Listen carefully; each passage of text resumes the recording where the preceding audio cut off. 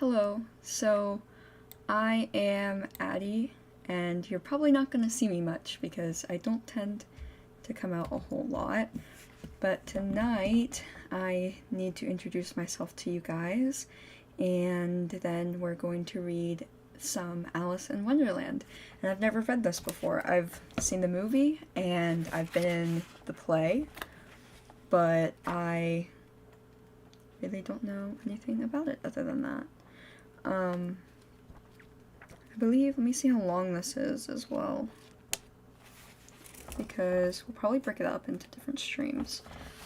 Before I get ahead of myself though, hello, I am Addie, and I'm a non-binary minor headmate, and this is my persona. They are a little dragon kid, and they came from the forest, and obviously they have a humanoid form, which is this. I have not drawn the dragon form yet, but this is their little humanoid dragon form.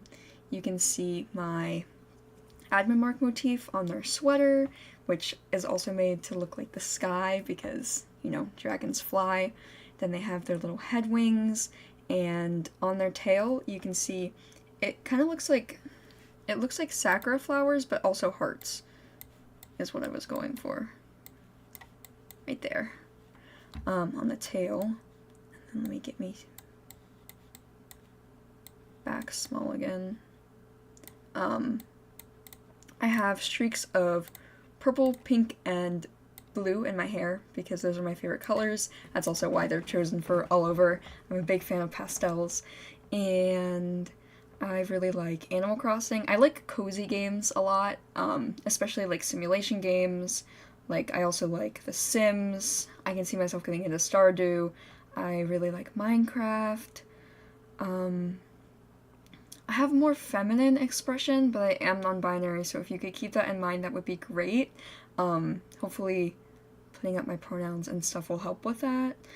And I like singing, but you won't hear me singing because I'm really shy about it.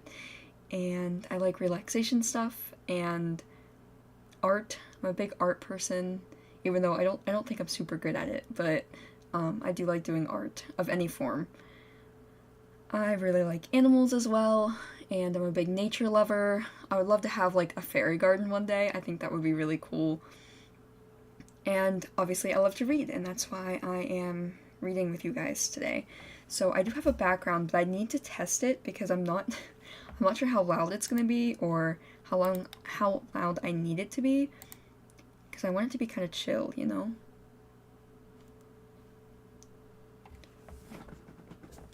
Because I don't want it to be too much, if that makes sense. Like, I don't want it to overpower. Okay. I'm gonna test it at that volume. I'm gonna listen to what it sounds like on stream too, but first I need to change my picture out with this beautiful cover. This is actually the book that we're reading from. So it has other, it has other stories in it as well, but we're just reading Alice's Adventures in Wonderland. I don't know if we'll get through the whole story, probably not. We'll probably be breaking it up, but we'll see how things go. Now I do need to mute that for myself and hear what that sounds like on stream. Maybe a little quieter. Oh, I didn't mean to. I went back on the music instead of the volume. That was silly. How does that? Let me see. There's a slight delay for me.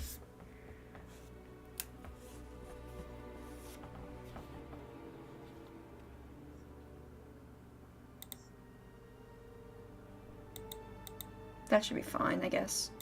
Okay. It's a little moodier than I expected it to be, but that's okay, I guess.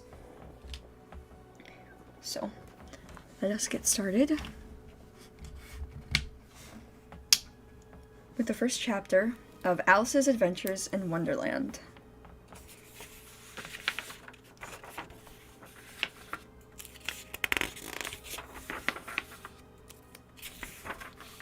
Look through.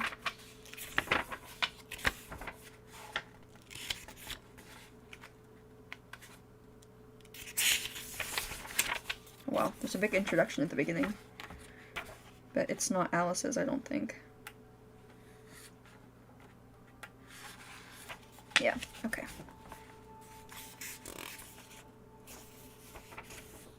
Oh, wait. There's also a poem in the front.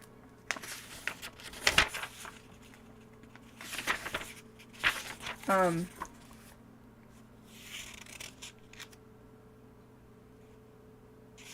not really sure why. I'll read it though. It goes with the story. Okay.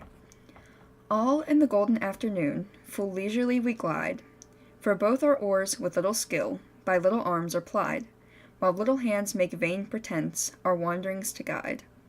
Ah, cruel three, in such an hour, beneath such dreamy weather, to beg a tale of breath too weak to stir the tiniest feather. Yet what can one poor voice avail against three tongues together? So I guess maybe this is like the three fates is what they're talking about. Okay. Imperious Prima flashes forth her edict to begin it. In gentler tones Secunda hopes there will be nonsense in it, while Tertia interrupts the tale not more than once a minute. Anon, to sudden silence one, in fancy they pursue, the dream child moving through the land of wonders wild and new. Why is this not continuing? Oh, I guess it is. This song is just really slow. Okay. I got scared for a minute. I thought our BGM just gave out.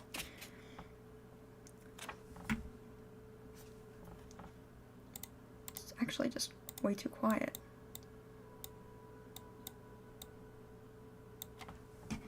That's weird. Can hardly even be picked up on stream, but that's okay, I guess. Okay, continuing. Anon to sudden silence one, in fancy they pursue, the dream child moving through a land of wonders wild and new, and friendly chat with bird or beast, and half believe it true, and ever as the story drained the wells of fancy dry, and faintly strove that wary one to put the subject by. The rest next time, it is next time, the happy voices cry. Thus grew the tale of Wonderland, thus slowly, one by one, its quaint events were hammered out, and now the tale is done, and home we steer a merry crew beneath the setting sun. Alice, a childish story take, and with a gentle hand, lay it where childhood's dreams are twined in memory's mystic band, like pilgrim withered wreath of flowers plucked in a far-off land. Christmas greetings, from a fairy to a child. Lady dear, if fairies may, for a moment lay aside cunning tricks and elfish play, 'tis a happy Christmas-tide. We have heard the children say, gentle children whom we love, long ago on Christmas Day came a message from above. Still, as Christmas-tide comes round, they still remember it again. Echoes still the joyful sound, peace on earth, goodwill to men. Yet the hearts must childlike be, where such heavenly guests abide. Unto children in their glee, all the year is Christmas-tide. Thus forgetting tricks and play, for a moment, lady dear, we would wish you, if we may, Merry Christmas, glad New Year. Christmas, 1867. Chapter 1. Down the Rabbit Hole. Alice was beginning to get very tired of sitting by her sister on the bank, and of having nothing to do. Once or twice she had peeped into the book her sister was reading, but it had no pictures or conversations in it. And what is a book?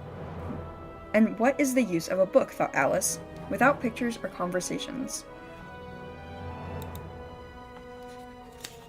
So she was considering in her own mind, as well as she could, for the hot day made her feel very sleepy and stupid, whether the pleasure of making a daisy chain would be worth the trouble of getting up and picking the daisies, when suddenly a white rabbit with pink eyes ran close by her. There was nothing so very remarkable in that, nor did Alice think very much out of the way to hear the rabbit say to itself, oh dear, I shall be too late." When she thought it over afterwards, it occurred to her that she ought to have wondered at this, but at the time it all seemed quite natural. But when the rabbit actually took a watch out of its waistcoat pocket, and looked at it, then hurried on, Alice started to her feet, for it flashed across her mind that she had never before seen a rabbit with either a waistcoat pocket or a watch to take out of it, and burning with curiosity, she ran across the field after it, and was just in time to see it pop down a large rabbit hole under the hedge. In another moment, down went Alice after it, never once considering how in the world she was to get out of again. The rabbit hole went straight on, like a tunnel for some way, then dipped suddenly down, so suddenly that Alice had not a moment to think about stopping herself before she found herself falling down what seemed to be a very deep well. Either the well was very deep, or she fell very slowly, for she had plenty of time as she went down to look about her, and to wonder what was going to happen next. First she tried to look down and make out what she was coming to, but it was too dark to see anything. Then she looked at the sides of the well, and noticed they were filled with cupboards and bookshelves. Here and there she saw maps and pictures hung up on pegs. She took down a jar from one of the shelves as she passed. It was labeled orange marmalade, but to her great disappointment was empty. She did not like to drop the jar, for fear of killing somebody underneath, so managed to put it into one of the cupboards as she fell past it. Well, thought Alice to herself, after such a fall as this, I shall think nothing of tumbling downstairs. How brave they'll all think of me at home. Why, I wouldn't say anything about it, even if I fell on top of the house. Which was very likely true. Down, down, down. Would the fall never come to an end? I wonder how many miles I've fallen by this time, she said aloud. I must be getting somewhere near the center of the earth. Let me see. That would be 4,000 miles down, I think. For, you see, Alice had learned several things of this sort in her lessons in the schoolroom, and though this was not a very good opportunity for showing off her knowledge, as there was no one to listen to her, it was still good practice to say it over. Yes, that's about the right distance. But then I wonder, what latitude and longitude have gone to? Alice had not the slightest idea what latitude was, or longitude either, but she thought they were nice, grand words to say. Presently she began again. I wonder if I shall fall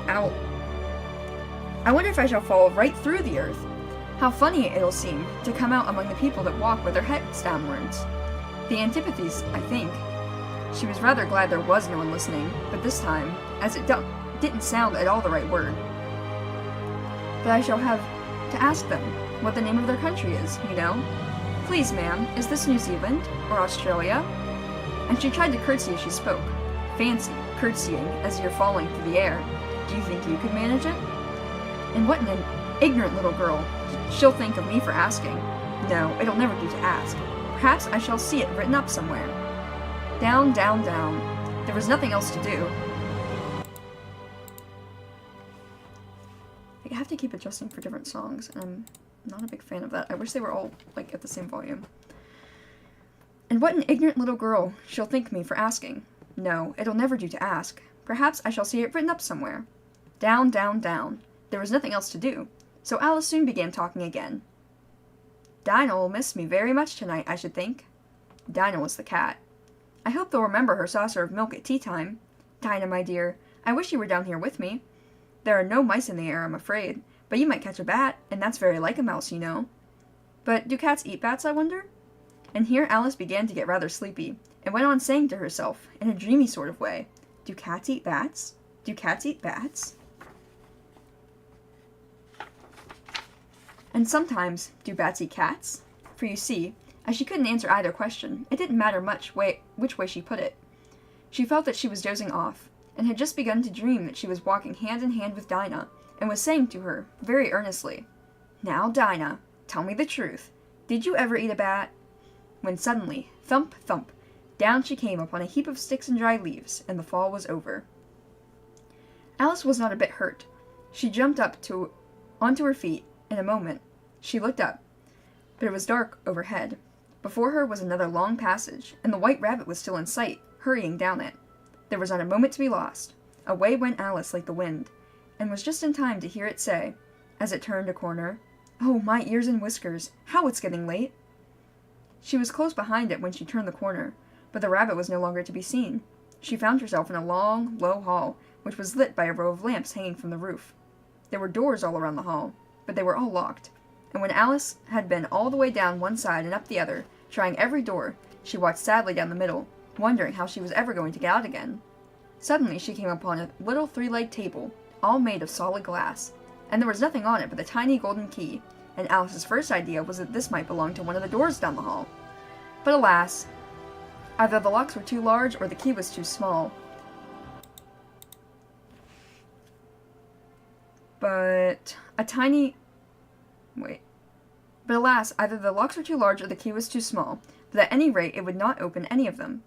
However, on the second time round, she came upon a low curtain she had not noticed before, and behind it was a little door about 15 inches high. She tried the golden key in the lock, and to her great delight it fitted.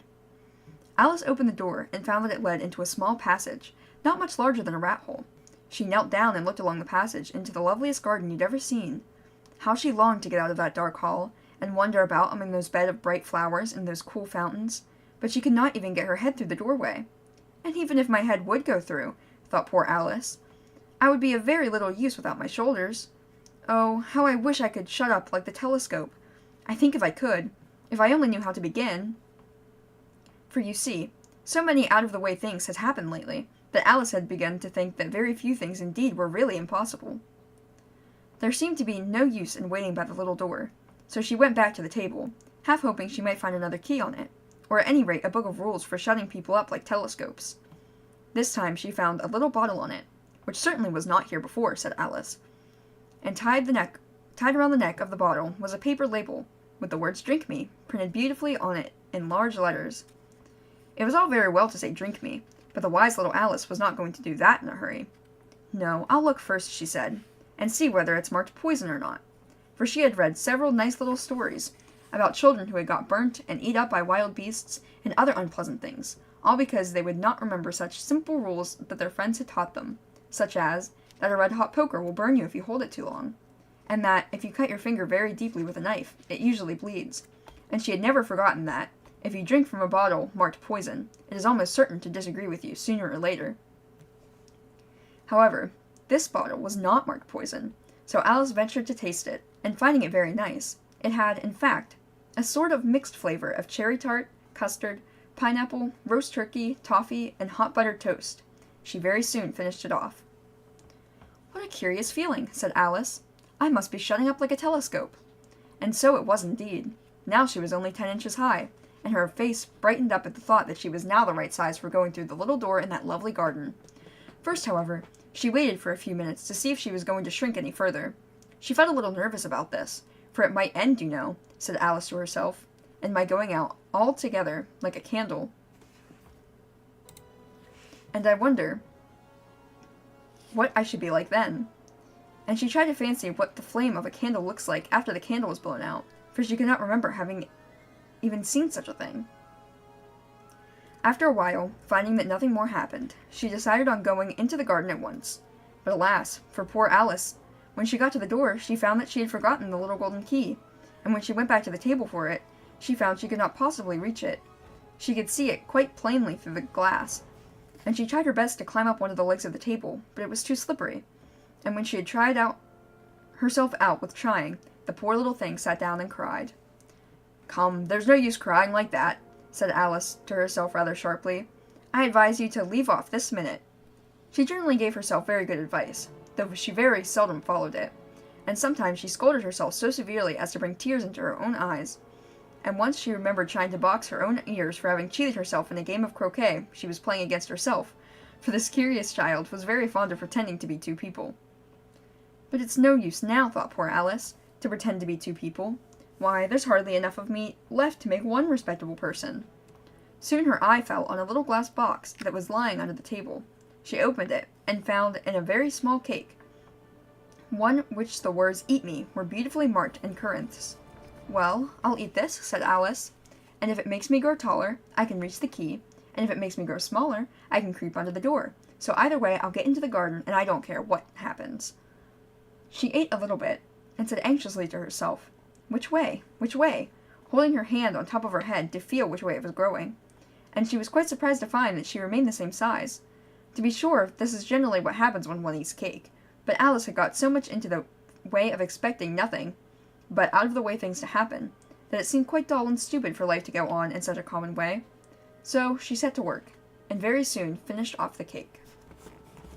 Okay, I am going to pause just for a moment so I can grab a drink, and then I will continue on. I also think I'm going to just have my earbuds plugged in to my second monitor for stream, just so I can manage the music a little bit better, but we will return with chapter 2 after I grab my drink.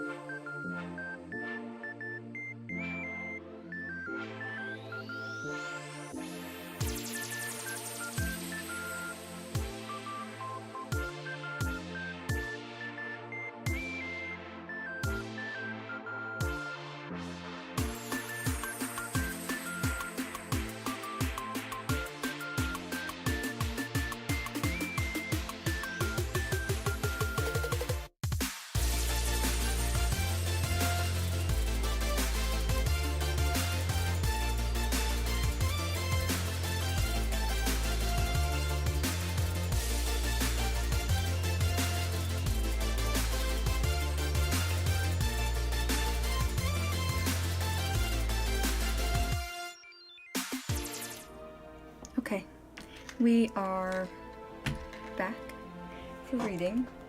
Need to check my plugins.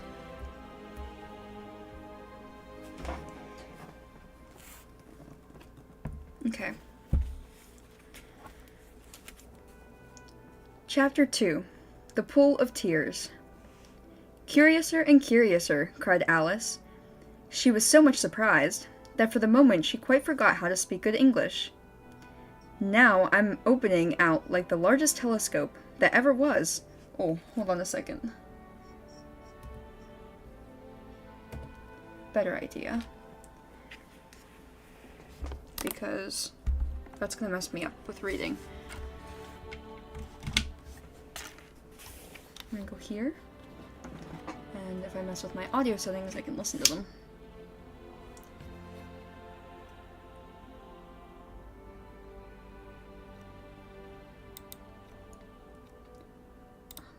Advance.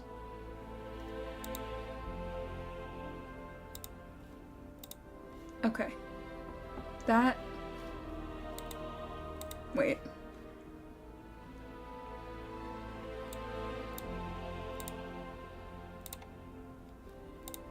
Okay. That literally did not help me at all. Interesting. I guess I'll just have to hope that it's working properly.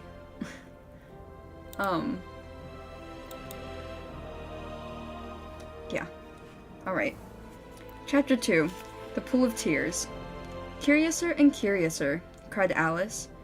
She was so much surprised that for the moment she quite forgot how to speak good English. Now I'm opening out like the largest telescope that ever was. Goodbye, feet. For when she looked down at her feet, they seemed to be almost out of sight. They were getting so far off. Oh, my poor little feet. I wonder who will put on your shoes and stockings for you now, dears. I'm sure I shan't be able. I shall be a great deal too far off to trouble myself about you. You must manage the best way you can. But I must be kind to them, thought Alice, or perhaps they won't walk the way I want them to. Let me see. I'll give them a new pair of boots every Christmas. And then she went on planning to herself how she would manage it. They must go by the carrier, she thought. And how funny it'll seem, sending presents to one's own feet, and how odd the directions will look. Alice's right foot, hearth-rung, near the fender, with Alice's love. Oh dear, what nonsense I'm talking. Just at this moment, her head struck against the roof of the hall. In fact, she was now rather more like 9 feet high, and she at once took up the little golden key and hurried off to the garden door. Poor Alice! It was as much as she could do, lying down on one side, to look through into the garden with one eye, but to get through was more hopeless than ever. She sat down and began to cry. You ought to be ashamed of yourself, said Alice. A great girl like you, she might as well say this, to go on crying this way. Stop at this moment, I tell you. But she went on all the same, shedding gallons of tears until there was a large pool around her, about 4 inches deep, and reaching half down the hall. After a time she heard a little pattering of feet in the distance, and she hastily dried her eyes to see what was coming. It was the White Rabbit, returning splendidly dressed, with a pair of white kid gloves in one hand, and a large fan in the other, and he trotted along in a great hurry, muttering to himself as he came, Oh, the Duchess, the Duchess! Oh, won't she be savage if I've kept her waiting? Alice felt so desperate that she was ready to ask for help of anyone. So when the rabbit came near her, she began, in a low, timid voice, If you please, sir. The rabbit started violently, dropped the white kid gloves and the fan, and hurried away into the darkness as hard as he could go. Alice took up the fan and gloves, and the hall was very hot. She kept fanning herself all the time she went on talking. Dear, dear, how queer everything is today. And yesterday, things went on just as usual. I wonder if I've changed in the night? Let me think. Was I the same as I got up this morning? I almost think I can remember feeling a little different. But if I'm not the same, the next question is, who in the world am I? Ah, that's a great puzzle. And she began thinking over all the children she knew that were the same age as herself, to see if she could have been changed for any of them. I'm sure I'm not Ada, she said, for her hair goes in such long ringlets, and mine doesn't go in ringlets at all. And I'm sure I can't be Mabel, for I know all sorts of things, and she knows such very little.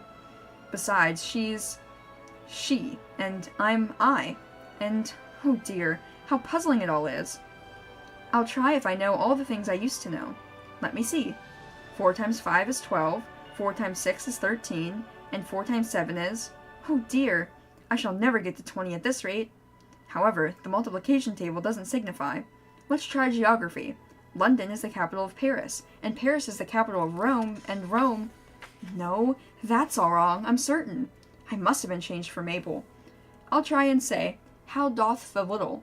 And she crossed her hands on her lap as if she were saying lessons, and began to repeat it, but her voice sounded hoarse and strange, and the words did not come as they used to do. How doth the little crocodile... Turning this off. How doth the little crocodile improve his shining tail, and pour the waters of the Nile on every golden scale? How cheerfully he seems to grin, how neatly spreads his claws, and welcome little fishes in, with gently smiling jaws. I'm sure those are not the right words, said poor Alice, and her eyes filled with tears again as she went on. I must be Mabel after all, and I shall have to go on and live in that poky little house, and have next to no toys to play with, and oh, ever so many lessons to learn. No, I've made up my mind about it. If I'm able, I'll stay down here. It'll be no use putting their heads down and saying, 'Come up again, dear.' I shall only look up and say, 'Who am I then? Tell me that first, and then, if I like being that person, I'll come up. If not, I'll stay down here till I'm somebody else.' But oh dear," cried Alice with a sudden burst of tears, "I do wish they would put their heads down. I'm so very tired of being all alone here." And she said this, and she looked down at her hands, and was surprised to see that she had put on one of the rabbit's little white kid gloves while she was talking. "How can I have done that?" she thought. "I must be growing small again." She got up and went to the table to measure herself, and found that, as nearly as she could guess, she was now about 2 feet high, and was going on shrinking rapidly. She soon found out that the cause of this was the fan she was holding, and she dropped it hastily, just in time to save herself from shrinking away altogether. "That was a narrow escape," said Alice, and a good deal frightened at the sudden change, but very glad to find herself still in existence. "And now for the garden." And she ran with all the speed back to the little door, but alas, the little door was shut again, and the little golden key was lying on the glass table as before. And things are worse than ever, thought the poor child. For I never was so small as this before, never, and I declare it's too bad, that it is. As she said these words, her foot slipped, and in another moment, splash, she was up to her chin in salt water. Her first ever idea was that she had somehow fallen into the sea. "And in that case, I can go back by railway," she said to herself. Alice had been to the seaside once in her life, and had come to the general conclusion that wherever you go on the English coast, you find a number of bathing machines in the sea, some children digging in the sand with wooden spades, then a row of lodging houses, and behind them a railway station. However, she soon made out that she was in a pool of tears which she had wept when she was 9 feet high.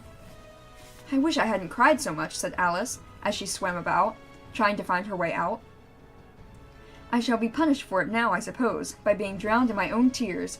That will be a queer thing, to be sure. However, everything is queer today."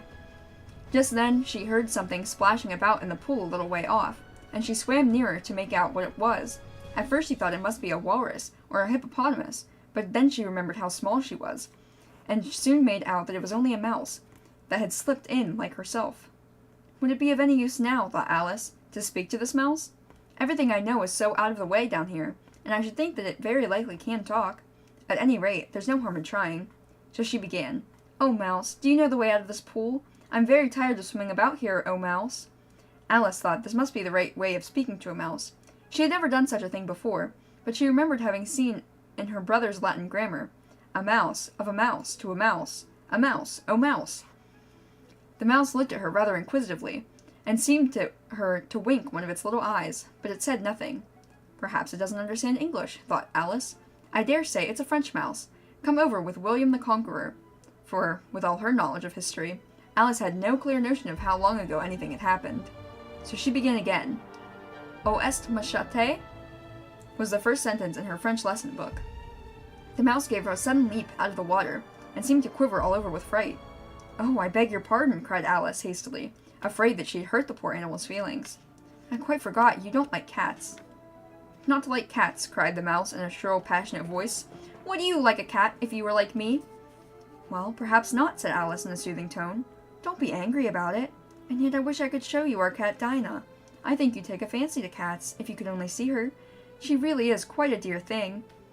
Alice went on, half to herself, as she swam lazily about in the pool. "And she sits purring so nicely by the fire, licking her paws and washing her face. And she's such a nice soft thing to nurse. And she's such a capital one for catching mice. Oh, I beg your pardon," cried Alice again, for this time the mouse was bristling all over, and she felt certain it must be really offended.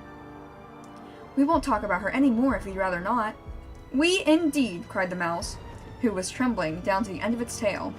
"As if I would talk on such a subject. Our family always hated cats. Nasty, low, vulgar things. Don't let me hear the name again." "I won't indeed," said Alice, in a great hurry to change the subject. Are you fond of dogs?" The mouse did not answer, so Alice went on eagerly. "There is such a nice little dog near our house. I should like to show you. A little bright-eyed terrier, you know, with oh such curly brown hair, and it'll fetch things when you throw them, and it'll sit up and beg for dinner, and all sorts of things. I can't remember half of them. And it belongs to a farmer, you know."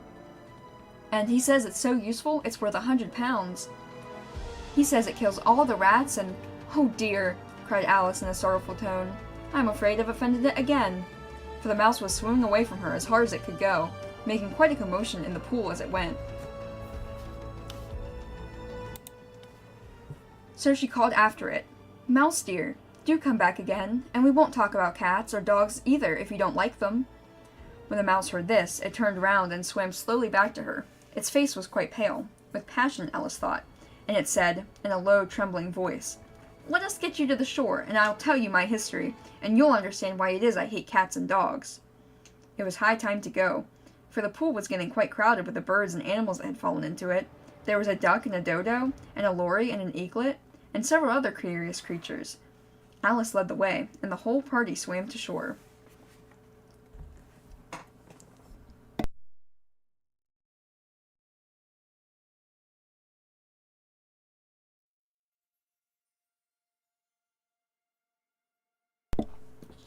Chapter 3.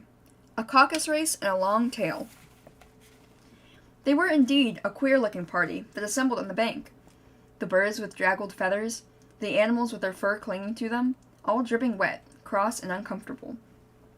Their first question, of course, was how to get dry again. They had a consultation about this, and after a few minutes it seemed quite natural to Alice to find herself talking familiarly with them, as if she had known them all her life. Indeed, she had quite a long argument with the lory, who at last turned sulky, and would only say, I'm older than you, and must know better. And this Alice would not allow, without knowing how old it was, and as the lory positively refused to tell its age, there was no more to be said. At last the mouse, who seemed to be a person of some authority among them, called out, Sit down, all of you, and listen to me. I'll soon make you dry enough. They all sat down at once, in a large ring, with the mouse in the middle. Alice kept her eyes anxiously fixed on it, for she felt sure she would catch a bad cold if she did not get dry very soon. Ahem, said the mouse with an important air. Are you all ready? This is the driest thing I know. Silence all round, if you please. William the Conqueror, who was favored by the Pope, was soon submitted to by the English, who wanted leaders and had been of late much accustomed to usurpation and conquest. Edwin and Morcar, the Earls of America and Northumbria. Ugh, said the lory with a shiver. I beg your pardon, the mouse said, frowning, but very politely. Did you speak? Not I, said the lory hastily. I thought you did, said the mouse. I proceed. Edwin and Morcar, the Earls of America and Northumbria, declared for him, and even Stigand, the patriotic Archbishop of Canterbury, found it advisable. Found what? Said the duck. Found it, the mouse replied rather crossly. Of course you know what it means. I do know what it means rather enough. When I find the thing, said the duck, it is generally a frog or a worm. The question is, what did the Archbishop find? The mouse did not notice this question, but hurriedly went on. Found it advisable to go with Edgar Atherling to meet William and offer him the crown. William's conduct was at first moderate, but the insolence of the Normans... How are you getting on now, my dear? It continued, turning to Alice as it spoke. As wet as ever, Alice said in a melancholy tone. It doesn't seem dry to me at all. In that case, said the dodo solemnly, rising to its feet, I move that the meeting adjourn, for the immediate adoption of more energetic remedies. Speak English, said the eaglet. I don't know the meaning of half those long words, and what's more, I don't believe you do either. And the eaglet bent down its head to hide a smile. Some of the other birds tittered audibly. What was I going to say? Said the dodo in an offended tone. Was that the best thing to get us dry would be a caucus race. What is a caucus race? Said Alice, not sure that she much wanted to know, but the dodo had paused as if it thought that somebody ought to speak, and no one else seemed inclined to say anything. Why, said the dodo, the best way to explain it is to do it, and, as you might like to try the thing yourself some winter day, I will tell you how the dodo managed it. First, it marked out a race course, in a small sort of circle. The exact shape doesn't matter, it said. And then all the party were placed along the course, here and there. There was no 1, 2, 3 and away, but they began running when they liked, and left off when they liked, so that it was not easy to know when the race was over. However, when they had been running half an hour or so, and were quite dry again, the dodo suddenly called out, "The race is over!" And they all crowded round it, panting, and asking, "But who won?" This question the dodo could not answer without a great deal of thought, and it stood for a long time with one finger pressed against its forehead. The position in which you usually see Shakespeare and the pictures of him, while the rest waited in silence. At last the dodo said, "Everybody has won, and all must have prizes." "But who's to give the prizes?" quite a chorus of voices asked. "Why, she, of course," said the dodo, pointing to Alice with one finger, and the whole party crowded round her, calling out in a confused way, "Prizes! Prizes!" Alice had no idea what to do, and in despair she put her hand in her pocket and pulled out a box of comfits. Luckily the salt water had not gotten into it, and handed them round as prizes. There was exactly one apiece, all round. "But she must have a prize yourself, you know," said the mouse. "Of course," the dodo replied very gravely. "What else have you got in your pocket?" it went on, turning to Alice. "Only a thimble," said Alice sadly. "Hand it over here," said the dodo. And they all crowded round her once more, while the dodo solemnly presented the thimble, saying, "We beg your acceptance of this elegant thimble." And when it had finished this short speech, they all cheered. Alice thought the whole thing was very absurd, but they all looked so grave that she did not dare to laugh, and as she could not think of anything to say, she simply bowed and took the thimble, looking as solemn as she could.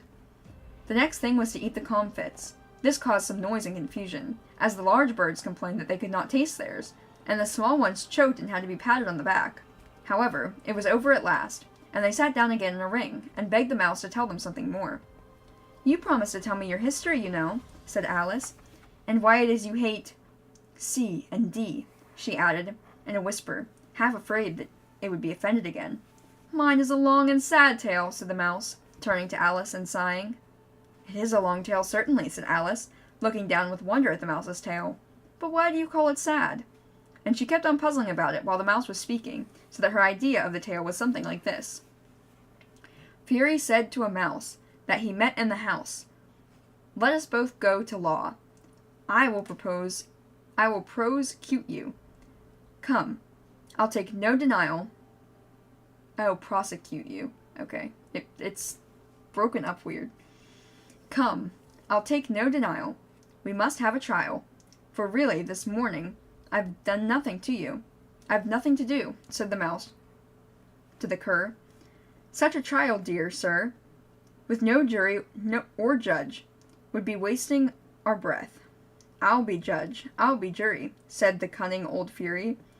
"I'll try the whole cause and condemn you to death." It's written in the book. I'll say this because it's like kind of important to the text. It's shaped like a mouse's tail, so that's the point. But it's hard to read like that. "You are not attending," said the mouse to Alice severely. "What are you thinking of?" "I beg your pardon," Alice said very humbly. You had got to the fifth bend, I think." "I had not," cried the mouse, sharply and very angrily. "A knot," said Alice, always ready to make herself useful, and looked anxiously about her. "Oh, do let me help you undo it." "I shall do nothing of the sort," said the mouse, getting up and walking away. "You insult me by talking such nonsense." "I didn't mean it," pled poor Alice. "But you're so easily offended, you know." The mouse only growled in reply. "Please come back and finish your story," Alice called after it, and all the others joined in chorus. "Yes, please do." But the mouse only shook its head impatiently, and walked a little quicker. "What a pity it wouldn't stay," sighed the lory, and soon as it was quite out of sight, and an old crab took the opportunity of saying to her daughter, "Ah, my dear, let this be a lesson to you never to lose your temper." "Hold your tongue, Ma," said the young crab, a little snappishly. "You're enough to try the patience of an oyster." I wish I had our Dinah here. I know I do," said Alice aloud, addressing nobody in particular. "She'd soon fetch it back." "And who is Dinah, if I may venture to ask the question?" asked the lory. Alice replied earnestly, for she was always ready to talk about her pet. "Dinah's our cat." Oh, the music actually did stop this time.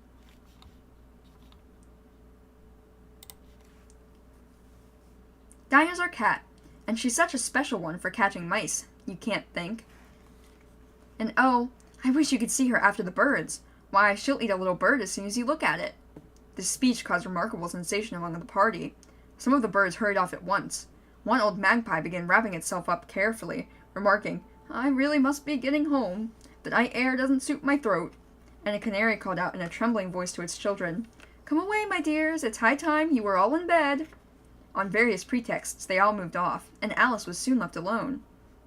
"I wish I hadn't mentioned Dinah," she said to herself in a melancholy tone. "Nobody seems to like her down here, and I'm sure she's the best cat in the world. Oh, my dear Dinah, I wonder if I shall ever see you any more." And here poor Alice began to cry again, for she felt very lonely and low-spirited.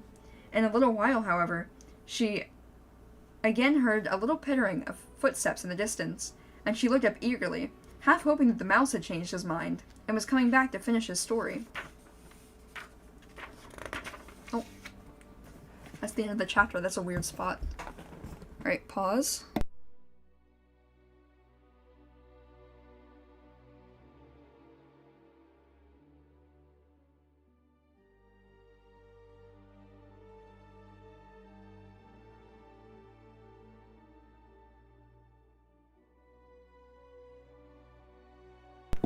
I'm going to see how many chapters there are, so I can know how to split this.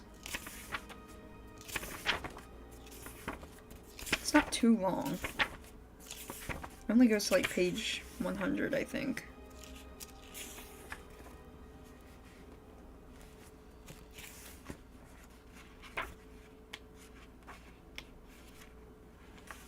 Okay. So the last chapter is Alice's evidence. And it is 12. So I guess we'll read six chapters, and then we'll split it into a second stream. Okay. Chapter 4. The Rabbit Sends in a Little Bill. It was the White Rabbit, trotting slowly back again, and looking anxiously about it as it went, as if it had lost something, and she heard it muttering to itself, "The Duchess, the Duchess! Oh, my dear paws! Oh, my fur and whiskers! She'll get me executed, sure as ferrets are ferrets! Where can I have dropped them, I wonder?" Alice guessed in a moment that it was looking for the fan and the pair of white kid gloves, and she very good-naturedly began to hunt about for them, but they were nowhere to be seen. Everything seemed to have changed since her swim in the little pool, and the great hall, with the glass table and a little door, had vanished completely. Very soon the rabbit noticed Alice, as she went hunting about, and called out to her in an angry tone, "Why, Mary Ann, what are you doing out here? Run home this moment and fetch me a pair of gloves and a fan. Quick, now." And Alice was so much frightened that she ran off at once in the direction he pointed to, without trying to explain the mistake it had made. "He took me for his housemaid," she said to herself as she ran. "How surprised he'll be when he finds out who I am. But I'd better take him his fan and gloves. That is, if I can find them." And as she said this, she came upon a neat little house, on the door of which was a bright brass plate with the name W. Rabbit engraved upon it. She went in without knocking, and hurried upstairs, in great fear lest she should meet the real Mary Ann, and be turned out of the house before she found the fan and gloves. "How queer it seems," said Alice to herself, "to be going messages for a rabbit.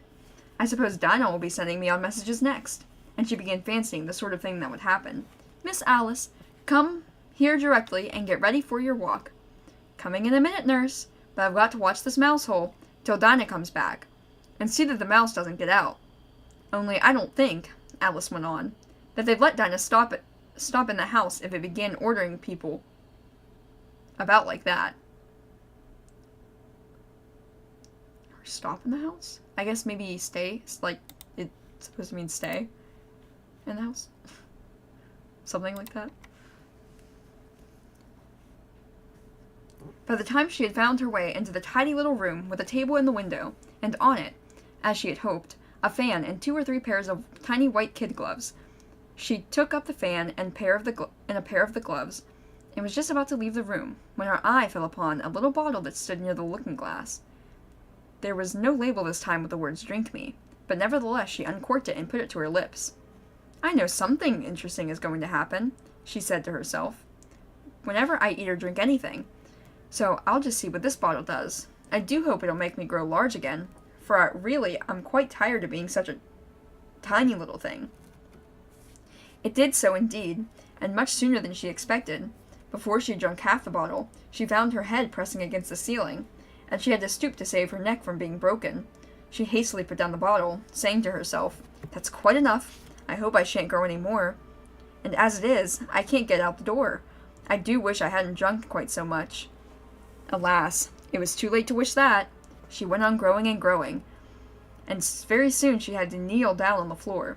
In another minute there was not even room for this, and she tried the effect of lying down with one elbow against the door, and the other arm curled around her head. Still she went on growing, and as a last resource, she put one arm out the window and one foot up the chimney, and said to herself, "Now I can do no more, whatever happens. What will become of me?" Luckily for Alice, the little magic bottle had now had its full effect, and she grew no larger.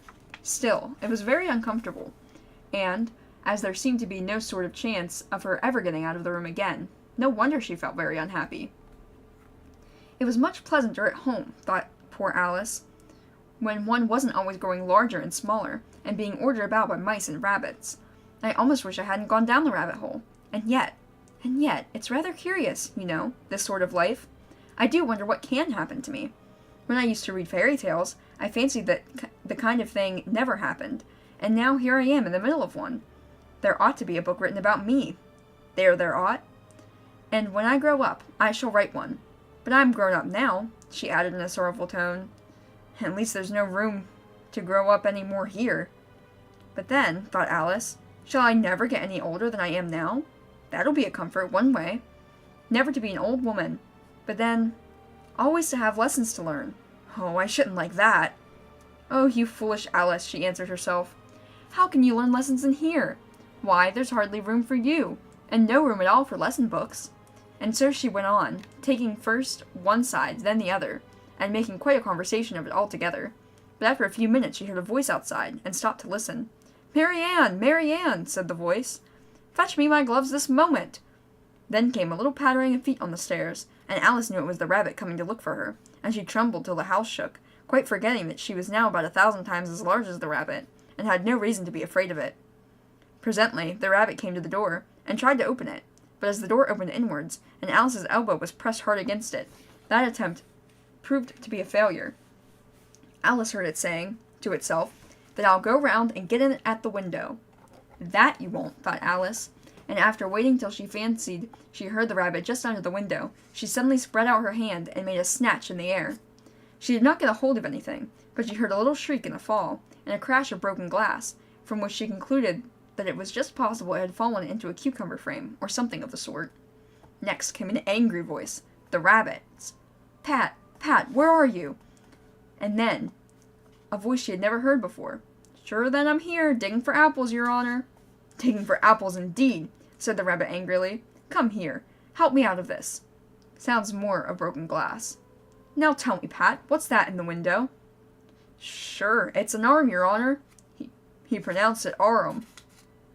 "An arm, you goose! Whoever saw one that size? Why, it fills the whole window." "Sure does, your honor, but it's an arum, for all that." "Well, it's not got no business there. At any rate, go and take it away." There was a long silence after this, and Alice could only hear whispers now and then, such as, "Sure, I don't like it, your honor, at all. Do as I tell you, you coward." And at last she spread her hand again, and made another snatch in the air. This time there were 2 little shrieks, and more sounds of broken glass. "What a number of cucumber frames that must be," thought Alice. "I wonder what they'll do next. As for pulling me out of the window, I only wish they could. I'm sure I don't want to stay in here any longer." She waited for some time without hearing anything more. At last came a rumbling of little cartwheels, and the sound of a good many voices all talking together. She made out the words. "Where's the other ladder? Why, I hadn't to bring but one. Bill's got the other. Bill, fetch it in here, lads. Here, put 'em up to this corner. No, tie 'em together first. They don't reach half high enough yet. Oh, they'll do well enough. Don't be particular. Here, Bill, catch this hoop of rope. Will the roof bear? Mind that loose slate. Oh, it's coming down, heads below. A loud crash. Now, who did that? It was Bill, I fancy. Who's to go down the chimney? Nay, I shan't. You do it. That I won't. Bill's got to go down. Here, Bill, the master says you've got to go down the chimney. Oh, so Bill's got to go down the chimney, has he? Said Alice to herself. Why, they seem to put everything upon Bill. I wouldn't be in Bill's place for a good deal. This fireplace is narrow, to be sure, but I think I can kick it a little. She drew her foot as far down the chimney as she could, and waited till she heard a little animal, she couldn't guess what sort it was, scratching and scrambling down the chimney close above her. Then, saying to herself, "This is Bill," she gave one sharp kick, and waited to see what would happen next. The first thing she heard was a general chorus, "There goes Bill!" Then the rabbit's voice alone, "Catch him, you by the hedge!" Then silence, then another confusion of voices. "Hold up his head." "Brandy now. Don't choke him. How was it, old fellow? What happened to you? Tell us all about it." And at last came a feeble, squeaking voice. "That's Bill," thought Alice. "Well, I hardly know. No more, thank you. I'm better now, but I'm a deal too flustered to tell you. All I know is something conies at me like a jack-in-the-box, and up I goes like a skyrocket." "So you did, old fellow," said the others. "We must burn the house down," said the rabbit's voice, and Alice called out as loud as she could, "If you do, I'll set Dinah at you." There was a dead silence instantly, and Alice thought to herself, "I wonder what they will do next. If they had any sense, they'd take the roof off." After a minute or two, they began moving about again, and Alice heard the rabbit say, "A barrowful will do, to begin with." A barrowful of what? Thought Alice. But she had not long to doubt, for the next moment a shower of little pebbles came rattling in the window, and some of them hit her in the face. "I'll put a stop to this," she said to herself, and shouted out, "You better not do that again," which produced another dead silence. Alice noticed, with some surprise, that the pebbles were all turning into little cakes as they lay on the floor, and a bright idea came to her head. "If I eat one of these cakes," she thought, "it's sure to make some change in my size, and it can't possibly make me larger, so it must make me smaller, I suppose." So she swallowed one of the cakes, and was soon delighted to find that she began shrinking directly. As soon as she was small enough to get through the door, she ran out of the house, and found quite a crowd of little animals and birds waiting outside.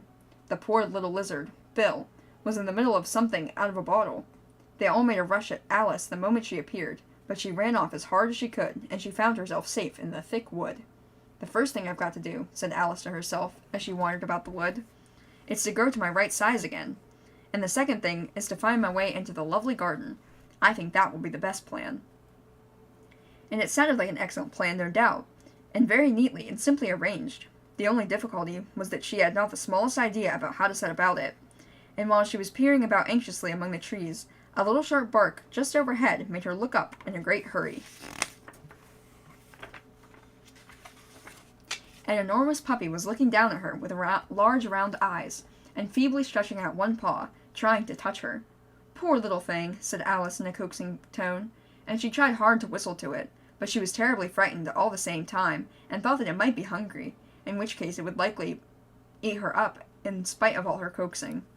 Hardly knowing what she did, she picked up a little bit of a stick, and held it up to the puppy, whereupon the puppy jumped into the air off its feet all at once, and with a yelp of delight, it rushed to the stick, and made believe to worry it. Then Alice dodged behind a great thistle, to keep herself from being run over, and the moment she appeared on the other side, the puppy made another rush at the stick, and tumbled head over heels in hurry to get a hold of it. Then Alice, thinking it was very like having a game of play with a cart horse, and expecting every moment to be trampled under its feet, ran round the thistle again. Then the puppy began a series of short charges at the stick, running very little way forwards each time and a long way back, and barking hoarsely all the while, till at last it sat down a good way off, panting, with its tongue hanging out of its mouth, and its great eyes half shut. This seemed to Alice a good opportunity for making her escape, so she set off at once, and ran till she was quite tired and out of breath, till the puppy's bark sounded quite faint in the distance. "And yet what a dear little puppy it was," said Alice, as she leaned against a buttercup to rest herself, and fanned herself with one of the leaves. "I should have liked teaching it tricks very much, if only I'd been the right size to do it. Oh dear, I'd nearly forgotten that I've got to grow up again. Let me see, how is it to be managed? I suppose I ought to eat or drink something, or other, but the great question is what? The great question certainly was what. Alice looked all around her at the flowers and the blades of grass. She could not see anything that looked like the right thing to eat or drink under the circumstances. There was a large mushroom growing near her, about the same height as herself, and when she looked under it, and on both sides of it, and behind it, it occurred to her that she might as well look up and see what was on top of it. She stretched herself up on her tiptoes, and peeped over the edge of the mushroom, and her eyes immediately met those of a large blue caterpillar that was sitting on the top, with its arms folded, quietly smoking a long hookah, and taking not the smallest notice of her or of anything else. Chapter 5. Advice from a Caterpillar. The caterpillar and Alice looked at each other for some time in silence. At last the caterpillar took the hookah out of its mouth and addressed her in a languid, sleepy voice. "Who are you?" said the caterpillar. This was not an encouraging opening for a conversation. Alice replied rather shyly, I hardly know, sir. Just at present. At least I know who I was when I got up this morning, but I think I must have changed several times since then." "What do you mean by that?" said the caterpillar sternly. "Explain yourself." "I can't explain myself, I'm afraid, sir," said Alice, "because I'm not myself, you see." "I don't see," said the caterpillar. "I'm afraid I can't put it more clearly," Alice replied, being very polite, "for I can't understand it myself to begin with, and being so many different sizes in a day is very confusing." "It isn't," said the caterpillar. "Well, perhaps you haven't found it so yet," said Alice, "but when you have to turn into a chrysalis, you will some day, you know. And then after that into a butterfly, you should think you'll feel quite a little queer, won't you?" "Not a bit," said the caterpillar. "Well, perhaps your feelings may be different," said Alice. "All I know is, it would feel very queer to me." "You," said the caterpillar contemptuously. "Who are you?" Which brought them back to the beginning of the conversation. Alice felt a little irritated at the caterpillar's making such very short remarks, and she drew herself up and said very gravely, "I think you ought to tell me who you are first." "Why?" said the caterpillar. Here was another puzzling question, and as Alice could not think of any good reason, and the caterpillar seemed to be in a very unpleasant state of mind, she turned away. "Come back," said the caterpillar called after her. "I've something very important to say." This sounded promising, certainly. Alice turned and came back again. "Keep your temper," said the caterpillar. "Is that all?" said Alice, swallowing down her anger as well as she could.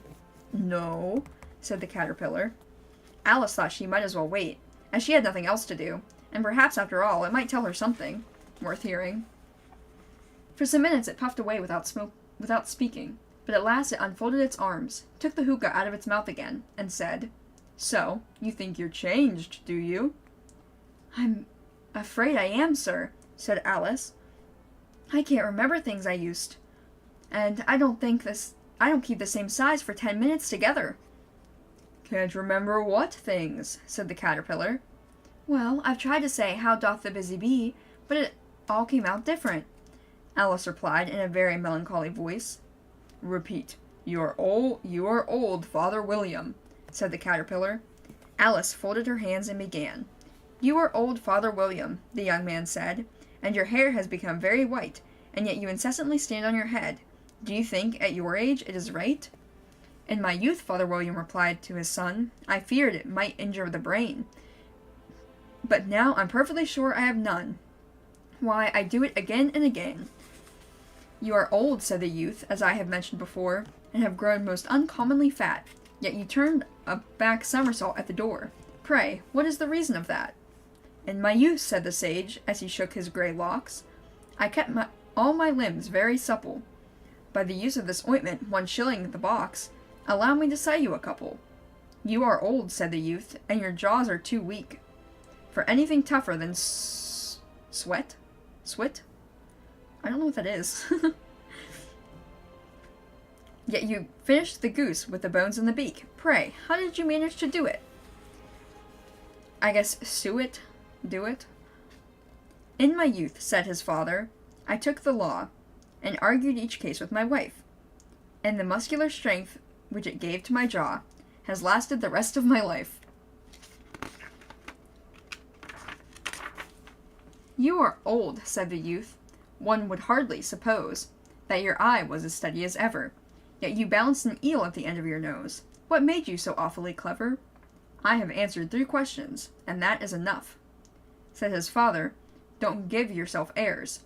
Do you think I can listen all day to such stuff? Be off, or I'll kick you downstairs. That is not said right, said the caterpillar. Not quite right, I'm afraid, said Alice timidly. Some of the words have got altered.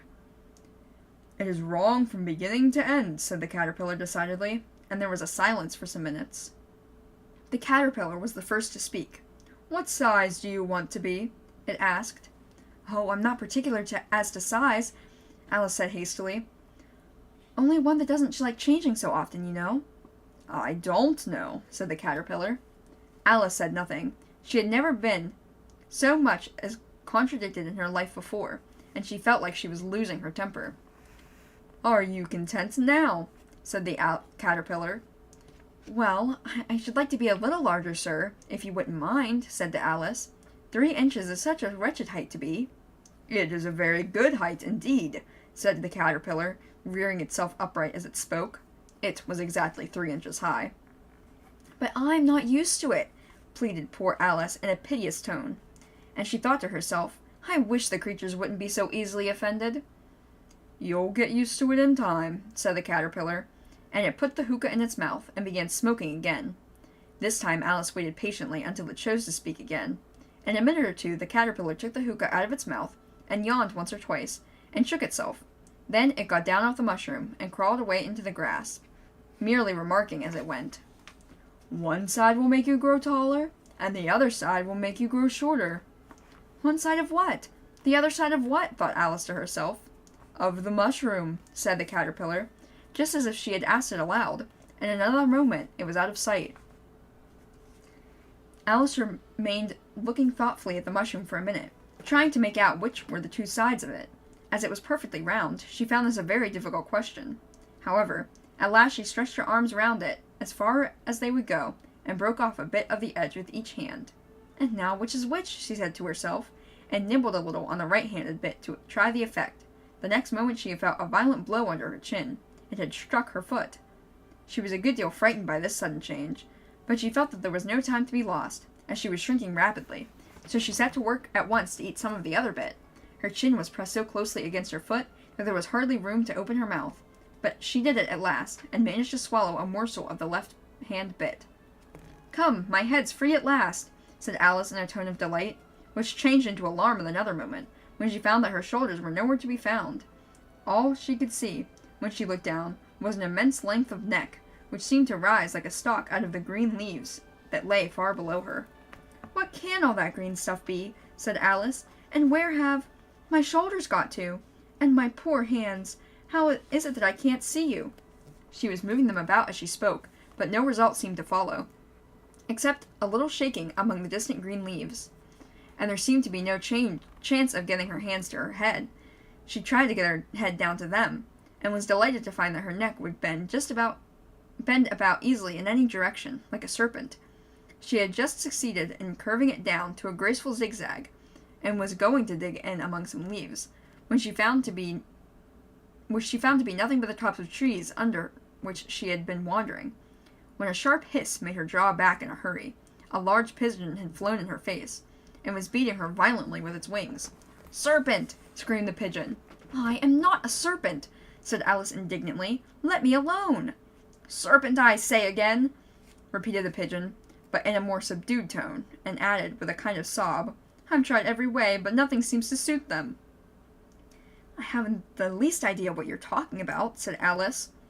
I tried the roots of trees, I've tried banks, and I've tried hedges, the pigeon went on, without attending to her. But those serpents, there's no pleasing them. Alice was more and more puzzled, but she thought there was no use in saying anything more till the pigeon had finished. If it wasn't enough trouble hatching the eggs, said the pigeon, but I must look out for serpents day and night. Why, I haven't had a wink of sleep these 3 weeks. I'm very sorry you've been annoyed, said Alice, who was beginning to see its meaning.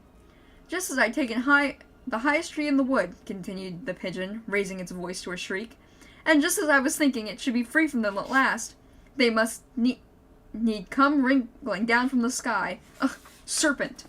But I'm not a serpent, I tell you, said Alice. I'm a Well, what are you? Said the pigeon.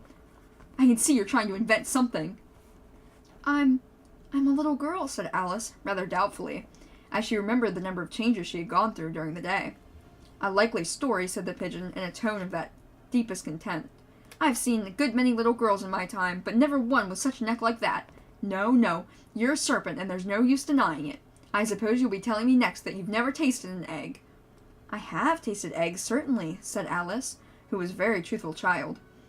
But little girls eat eggs quite as much as serpents do, you know. I don't believe, said the pigeon, but if they do, then they're a kind of serpent. That's all I can say. This was such a new idea to Alice that she was quite silent for a minute or two, which gave the pigeon the opportunity of adding, You're looking for eggs, I know, that well enough. What does it matter to me whether you're a little girl or a serpent?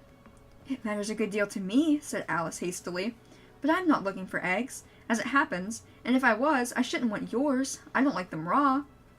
Well, be off, then, said the pigeon in a sulky tone, as it settled down again to the nest. Alice crouched down among the trees as well as she could, for her neck kept getting entangled among the branches, and every now and then she had to stop and untwist it. After a while she remembered that she still held the pieces of mushroom in her hands, and she set to work very carefully, nibbling the first one and then at the other, and growing sometimes taller and sometimes shorter, until she had succeeded in bringing herself down to her usual height. It was so long since she had been anything near the right size, that it felt quite strange at first, but she got used to it in a few minutes and began talking to herself, as usual. Come, there's half my plan done now. How puzzling all these changes are. I'm never sure what I'm going to be, from one minute to another. However, I've got back to my right size. The next thing is to get into that beautiful garden. How is it to be done, I wonder?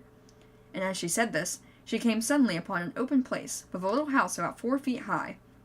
Whoever lives there, thought Alice, it'll never do to come upon them in this size.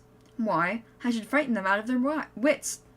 So she began nibbling at the right-hand bit again, and did not venture to go near the house till she had brought herself down to 9 inches tall. Okay, chapter break.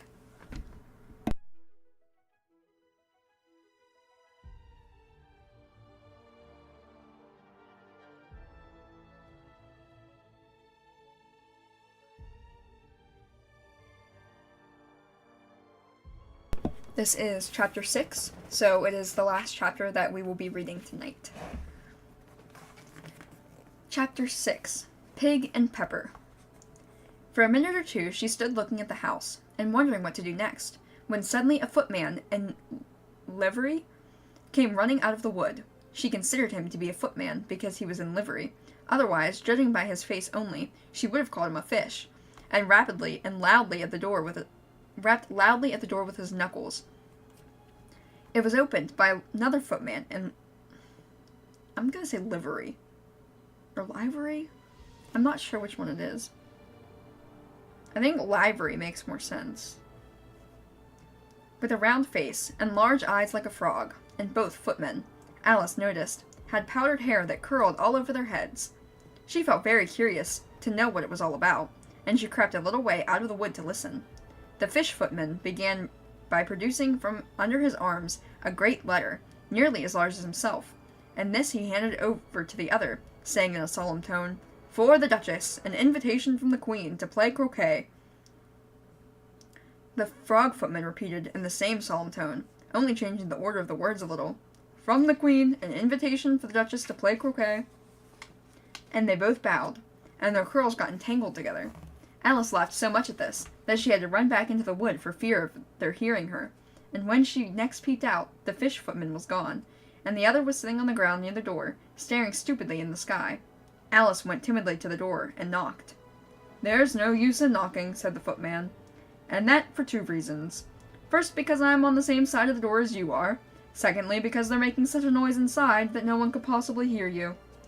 And certainly there was a most extraordinary noise going on within, a constant howling and sneezing, and every now and then a great crash, as if a dish or a kettle had been broken to pieces. Please then, said Alice, how am I going to get in?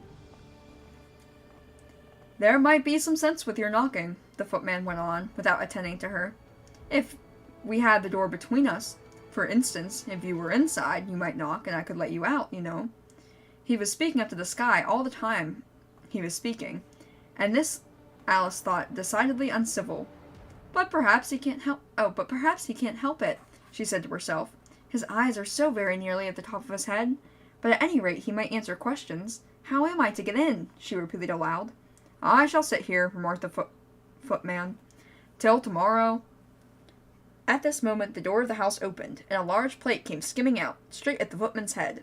It just grazed his nose, and broke to pieces against one of the trees behind him. Or the next day, maybe, the footman continued in the same tone, as if exactly nothing had happened. Now, how am I to get in? Said Alice again, in a louder tone. Are you to get in at all? Said the footman. That is the first question, you know. It was, no doubt. Only Alice did not like to be told so. It's really dreadful, she muttered to herself. That the way all these creatures argue, it's enough to drive one crazy. The footman began to think this a good opportunity for repeating his remark, with variations. I shall sit here, he said, on and off, for days and days. But what am I to do? Said Alice. Anything you like, said the footman, and began whistling. Oh, there's no use talking to him, said Alice desperately. He's perfectly idiotic. And she opened the door and went in. The door led right into a large kitchen, which was full of smoke from one end to the other. The Duchess was sitting on a three-legged stool in the middle, nursing a baby. The cook was leaning over a fire, stirring a large cauldron which seemed to be full of soup. There's certainly too much pepper in that soup, Alice said to herself, as well as she could for sneezing. There was certainly too much of it in the air. Even the Duchess sneezed occasionally. And as for the baby, it was sneezing and howling alternatively, without a moment's pause. The only two creatures in the kitchen that did not sneeze were the cook and a large cat, which was lying on the hearth and grinning from ear to ear. Please, would you tell me, said Alice, a little timidly, for she was not quite sure whether it was good manners for her to speak first, why your cat grins like that? It's a Cheshire cat, said the Duchess, and that's why. Pig! She said the last word with such violence that Alice quite jumped, but she saw in another moment that it was addressed to the baby, and not to her. So she took courage and went on. I didn't know that Cheshire cats always grinned. In fact, I didn't know the cats could grin. They all can, said the Duchess, and most of them do. I don't know of anything like that, Alice said very politely, feeling quite pleased to have gotten into conversation. You don't know much, said the Duchess, and that is a fact. Alice did not at all like the tone of this remark, and thought it would be as well to introduce some other subject of conversation. While she was trying to fix one on, the cook took the cauldron of soup off the fire, and at once set to work throwing everything within her reach at the Duchess and the baby. The fire irons came first, then followed a shower of saucepans, plates, and dishes. The Duchess took no notice of them, even when they hit her, and the baby was howling so much already that it was not quite possible to say whether the blows hurt it or not. Oh, please mind what you're doing, cried Alice, jumping up and down in an agony of terror. Oh, there goes his precious nose! As an unusually large saucepan flew close to it and nearly carried it off.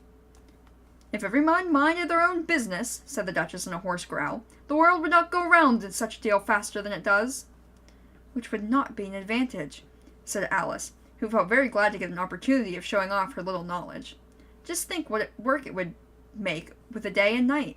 You see, the earth takes 24 hours to turn round on its axis. Talking of axes, said the Duchess, chop off her head.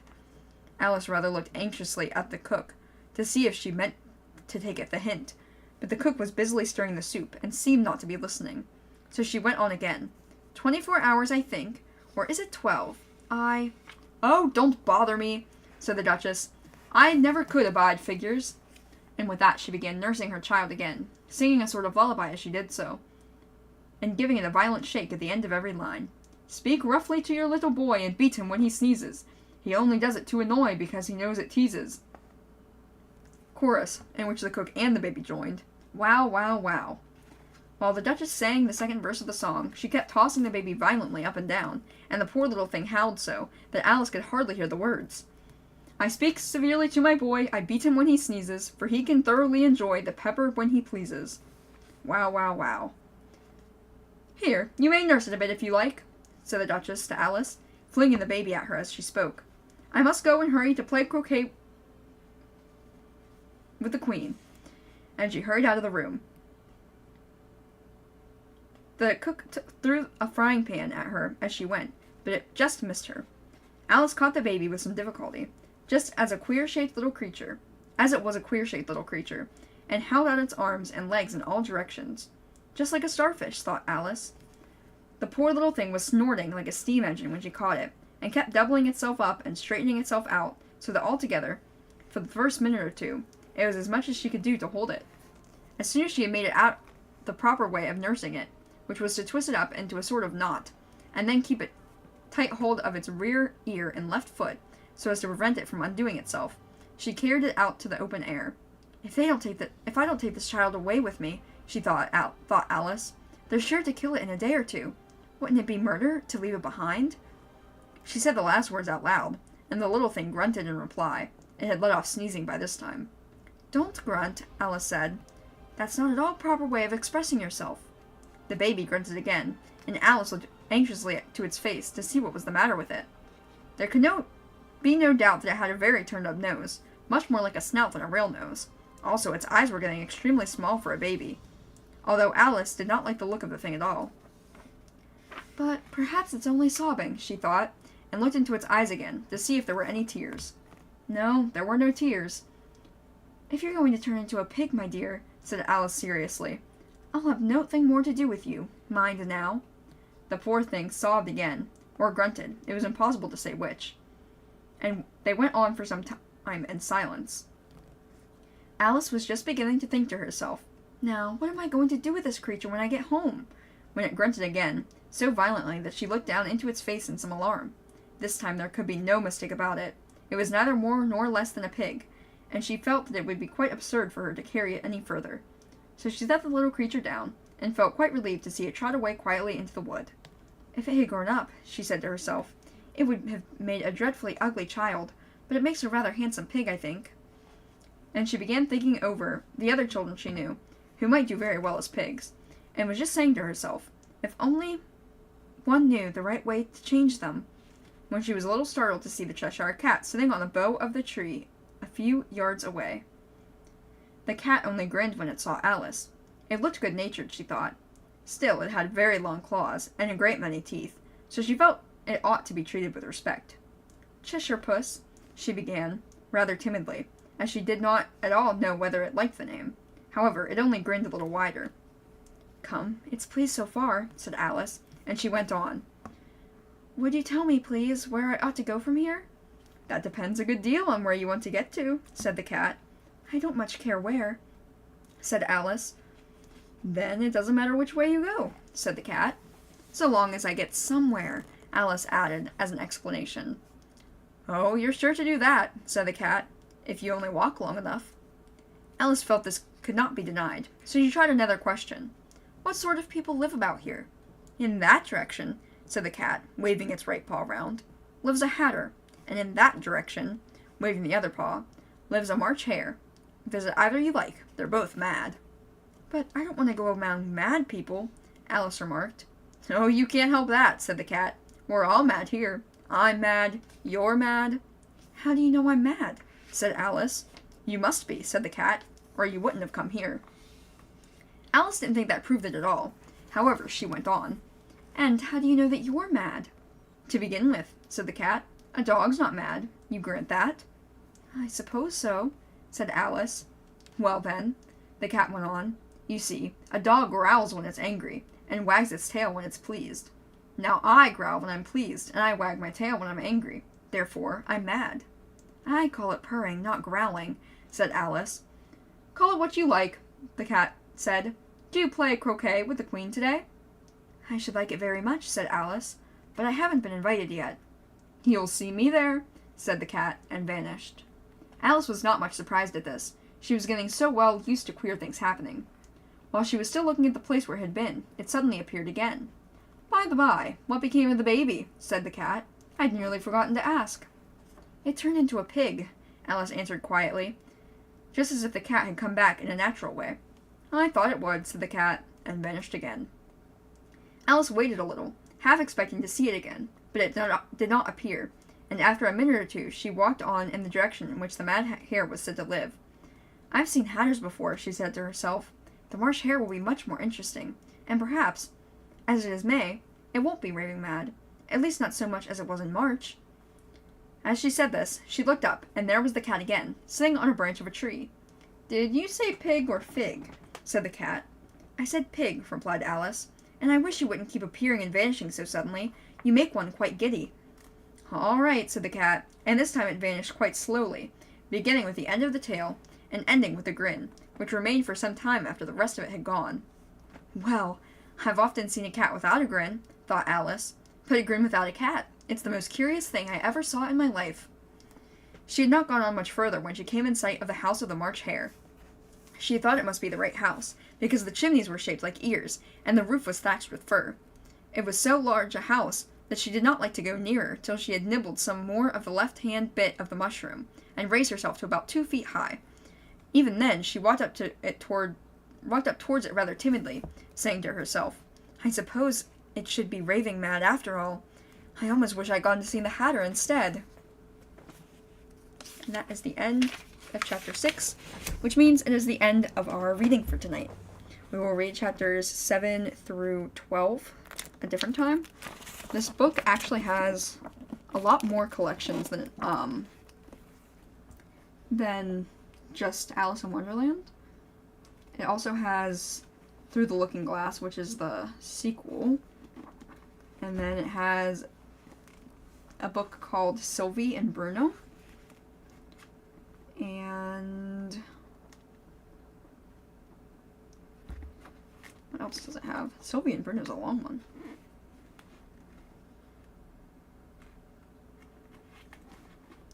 Sylvie and Bruno Concluded. So I guess there's 2 in that series that are in here. And what else is here? There's Verses, which I guess are just a collection of his... Oh, not poems. Some of them are poems. Most of them are poems. But there's poems and there's like little shorts in this section. And there's a college of rhymes and notes. Oh no, that's still verse. Is it? Yes. Then at the end of the verses, there's stories, which are like just shorts that Lewis Carroll, that is the author, right? Lewis Carroll? Yeah, Lewis Carroll, that he wrote. And then there's just something called a miscellany. And it's not a story.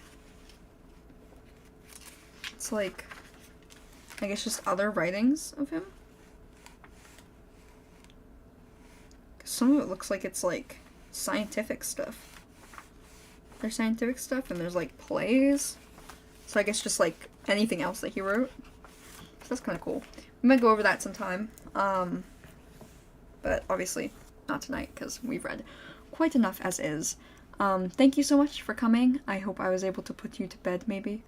And I will see you guys, or someone will see you guys in the next stream. Good night.